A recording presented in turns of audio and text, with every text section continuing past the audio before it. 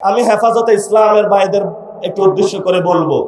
এখন বলা হয়ে থাকে মেয়ারে হক, আমি তো মানি সাহাবায়ে কেরাম সত্যের মাপকাঠি। এই যে ছোটখাটো বিষয় নিয়ে আপনারা প্রত্যেকটা মসজিদে বক্তব্য দিচ্ছেন, মানুষের মধ্যে একটা ভুল ধারণা সৃষ্টি করছেন, এইটা করা উচিত না। আমি বলবো আসুন, ঐক্যবদ্ধভাবে আসুন। তারেক রহমান আপনাদেরকে কিছুই দিতে পারবে না। যদি দিতে হয় তাহলে মসজিদের মিনারে বসে আপনার ঝুলনতন্ত্রের বিরুদ্ধে কথা বলতে হবে। ইসলাম আমাদেরকে শিখিয়েছে বাতিলের বিরুদ্ধে কথা বলতে হবে, বাতিলের সাথে কোনো নেগোসিয়েশন করে নয়। এই শিক্ষাটা মাদ্রাসায় আপনারা আমাকে দিয়েছেন, সেই শিক্ষা আমরা আপনাদের মধ্যে দেখতে পাচ্ছি না। এই জন্য আপনাদের একজন সন্তান হিসাবে আপনাদের কাছে অনুরোধ করব, আমি হয়তো বেশি দূর কমি মাদ্রাসায় পড়াশোনা করতে পারি নাই, আসুন ঐক্যবদ্ধ হই। 5 তারিখে যেইভাবে চরমনায় হুজুর থেকে শুরু করে 24-এ হিফাজতি বাইরা থেকে শুরু করে কোনো পরিচয় ছিল না, সবাই আমরা রাজপথে ঐক্যবদ্ধভাবে শহীদদের সাথে ছিলাম, আহতদের সাথে ছিলাম, বাংলাদেশের সংস্কারের জন্য ছিলাম।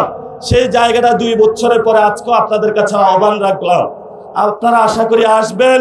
জাতির এই সংকট মুহূর্তে কয়েকজন এর কারণে আপনারা বিভ্রান্ত হবেন না। আসসালামু আলাইকুম, বিসমিল্লাহির রহমানির রহিম। জুলাই গণঅভ্যুত্থানের 2য় বার্ষিকী উপলক্ষে আজকের এই ঐতিহাসিক মহাসমাবেশে সম্মানিত সভাপতি, প্রধান অতিথি, ইকামতে দ্বীনের ভাইরা, আজকে আমরা সবাই এখানে একসাথ হয়েছি।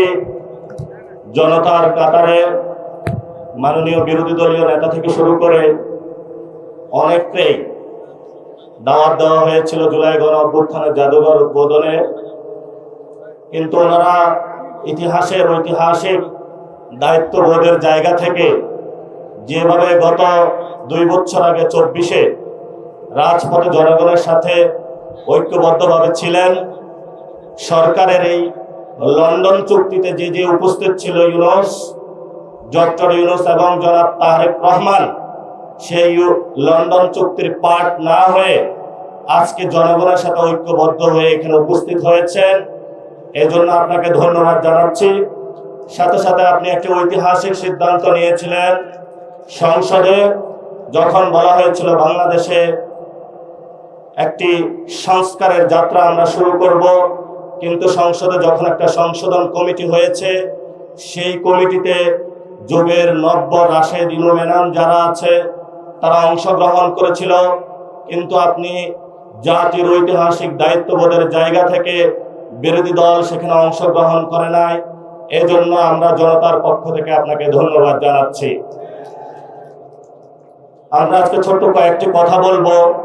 আমাদের ঐতিহাসিক 71-এর মুক্তিযুদ্ধের আগে যেই ভোট হয়েছিল, সেখানে বাংলাদেশের মানুষ, বাংলার মানুষ যেই দিকে রায় দিয়েছিল, সেই রায় বাস্তবায়ন না করার কারণে মানুষ অস্ত্র হাতে তুলে নিয়েছিল।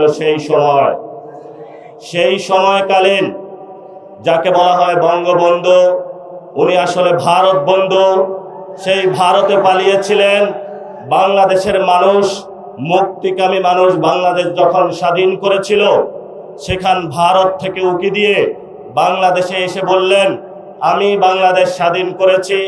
যে মুক্তিযুদ্ধের কথা ছিল সাম্য, মানবিক মর্যাদা এবং ন্যায় বিচার, সেই 3টি ধারাকে ব্যাহত করে বাংলাদেশে রক্ষী বাহিনী গঠন করে বাংলাদেশের মানুষের উপরে ভারতীয় শাসন ব্যবস্থার যে এক্সটেনশন, সেটা তিনি সেই সময় করেছিলেন। তেমনি 24-এর গণ অভ্যুত্থানে যখন মানুষ হাসিনার ফেসিবাদীতে নির্যাতিত, নিপীড়িত ছিল, আজাদির স্লোগান উচ্চারিত হচ্ছিল, সেই সময়কালীন বাংলাদেশের সকল মানুষ রাজপথে ঐক্যবদ্ধভাবে নেমে যখন বাংলার মানুষকে মুক্তি দিয়েছিল, সেই সময়কালীন লন্ডন থেকে একজন বাংলাদেশে এসে ছাত্রদল, যুবদলের সন্ত্রাসী বাহিনীকে উস্কে দিয়ে বললেন, আমি হলাম বাংলাদেশের এই গণ অভ্যুত্থানের মাস্টার মাইন্ড। ফলত আমরা সেইকালীন যারা ভারত বন্ধু, শেখ মুজিবুর রহমান এবং 24-এর গণ অভ্যুত্থানের সময় তারেক রহমানের লন্ডন থেকে ফেরত এসে মানুষের উপরে ছাত্রদল, যুবদলের সন্ত্রাস চালিয়ে দেওয়াকে ওই রক্ষী বাহিনী ওই শেখ মুজিব এবং বর্তমান তারেক রহমানের কোনো আমরা পার্থক্য দেখতে পাচ্ছি না। যদি আমরা পার্থক্য দেখতে না পাই, তাহলে আমাদের ভবিষ্যতের কাজ কি? ভবিষ্যতের কাজ, কোরআনের একটা আয়াত আমি চরমভাবে বিশ্বাসী, সে আয়াতটি হলো ওয়াআইদ্দু লাহুম মাস্তাতাহুম মিন কুওয়া, তোমাদের যতটুকু আছে ততটুকু নিয়েই প্রস্তুতি গ্রহণ করো। বাকি সাহায্য কোথা থেকে আসবে? সাহায্য কোথায় থেকে আসবে? সেই গণ অভ্যুত্থানের দিন, এখন বাজে 12টা, সকালবেলায় বাংলাদেশ পুরো স্তব্ধ, আর্মি সব জায়গায় করিডোর দিয়ে রেখেছিল। আমি আর নাহিদ একটা বাসায় আবদ্ধ ছিলাম। আমরা সকালবেলা বের হতে চাইলাম, বলল গুলি করা হবে। যে বাসায় আবদ্ধ ছিলাম একজন শিক্ষককে নিচে পাঠাইলাম, বললাম স্যার একটু দেখে আসুন নিচের কি অবস্থা। স্যার বলল নিচ থেকে উঠে এসে যা আর্মি হলো আমার পেটে হলো গুলি ধরেছে, যাওয়ার কোনো অপশন নাই। আমাদের অনেক ভাই সেই দিন সকালে শহীদ মিনারে অবস্থান নিয়েছিল, সেইখানে অনেক গুলিবিদ্ধ হয়েছিল। ঠিক এই সময়টাতে বাংলার মানুষ সকল ব্যারিকেড ভঙ্গ করে, যেখানে এসএসএফ কে 5 মিনিট দেওয়া হয়েছিল, শেখ হাসিনাকে 5 মিনিট দেওয়া হয়েছিল, যে হয়তো বাংলাদেশের মধ্যে তুমি 5 মিনিটের মধ্যে তোমার এখানে জীবন দিবা অথবা ভারতে পালাবা। সেই সময় আপনারা পুরো বাংলাদেশ ঐক্যবদ্ধভাবে পুরো বাংলার রাজপথে নেমে এসেছিলেন। সেই সময়কালীন 5 তারিখে তারেক রহমান বাংলাদেশে ছিল না। বাংলাদেশে ছিল আমার কৃষক, বাংলাদেশে ছিল মজুর, বাংলাদেশে ছিল রিক্সা চালক, বাংলাদেশে ছিল সবজি বিক্রেতা, বাংলাদেশে ছিল গৃহিণী, বাংলাদেশে ছিল আলেম, বাংলাদেশে ছিল ছাত্র। তারেক রহমানের কোনো ছায়া আমরা সেদিন রাজপথে দেখি না। নতুন করে বাংলাদেশে এসেছে, হাল গতি বুঝার আগেই সব সিদ্ধান্ত নেওয়ার শুরু করেছে। আমরা বলেছি আপনাকে স্পষ্টত, আপনি যদি ক্ষমতায় থাকতে হয় আপনি গণভোটের রায় বাস্তবায়ন করতে হবে। যেই পরিস্থিতি পাকিস্তানি জান্তাদের হয়েছিল বাংলার জনগণের রায় না মানার কারণে, সেই পরিস্থিতি আপনার সাথেও হবে। কারণ এই প্রধানমন্ত্রীর চেয়ার এটা আপনার না, এটা বাংলাদেশের জনগণের। ফলত আমাদের চেয়ার নিয়ে কেউ যদি ছিনিমিনি খেলে, আমরা তো সেই চেয়ারকে রক্ষা করতেই হবে আমাদের। আমি ছোট্ট একটা গল্প দিয়ে শেষ করব। তাজমহল একজনে প্রায় 100 বারের মতন বিক্রি করেছিল। সব খরিদ্দার এসে খুঁজে যে আমি তাজমহলের মালিক, কিন্তু তাজমহলের মালিকানা কি কেউ নিয়েছে? না, ওই ব্যক্তিও হয়েছে, এটা ভারতের সম্পত্তিও ছিল।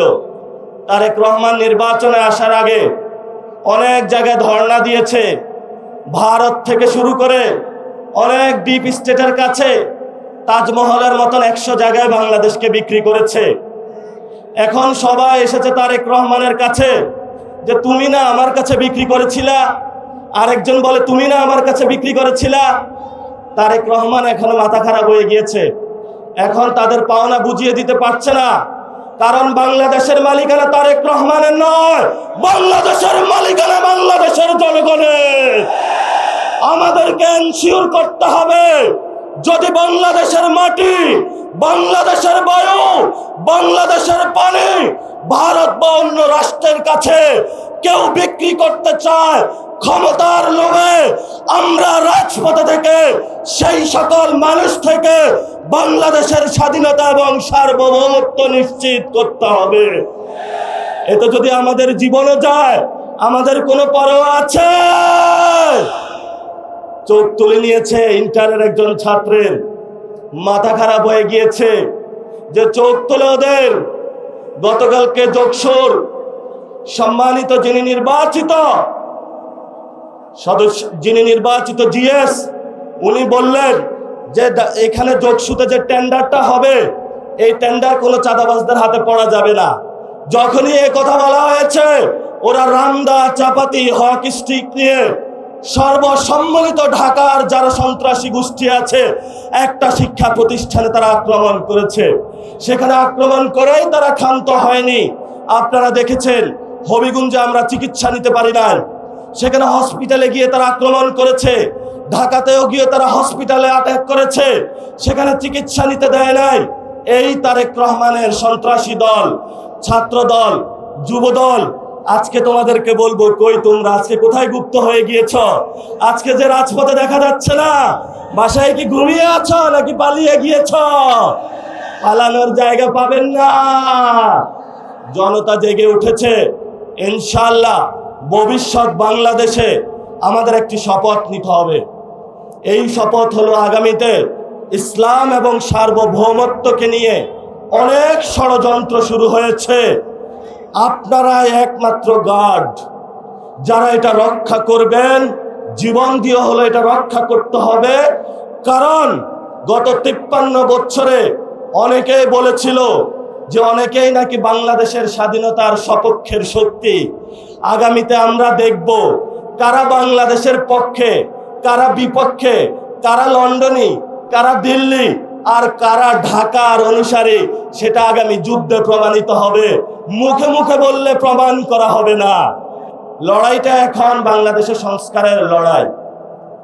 লড়াইটা এখন গণভোটের রায় বাস্তবায়নের লড়াই। লড়াইটা হলো শহীদদের বিচারের লড়াই। আপনারা আসুন, এই লড়াইতে আসুন। আমরা আর কোনো দ্বিধাবিভক্তি চাই না।